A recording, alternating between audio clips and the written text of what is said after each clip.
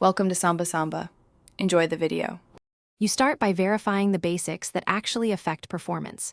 Check whether the SSD is SATA or NVMe and confirm it's in the correct controller slot. Wrong lanes have throughput.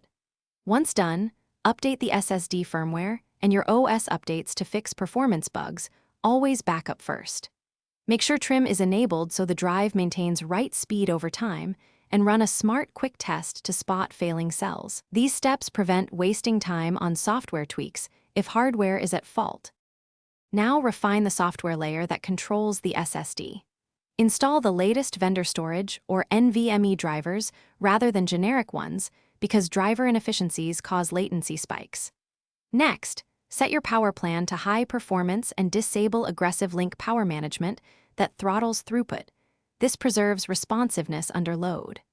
Move or size the page file thoughtfully if you use heavy memory workloads, and ensure the drive has 10 to 20% free space, so the controller can perform wear leveling and garbage collection efficiently. Finish with deeper interventions that actually restore performance. If the firmware supports secure erase and you have backups, perform it to reset internal mapping and reclaim full speed.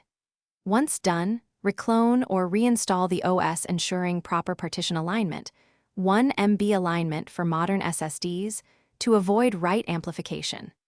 If sluggish behavior continues, test the SSD in another system to rule out motherboard or thermal throttling. Make sure the drive has adequate cooling, and check the host controller for faults before replacing the drive. Thanks for watching. Consider subscribing if we helped you.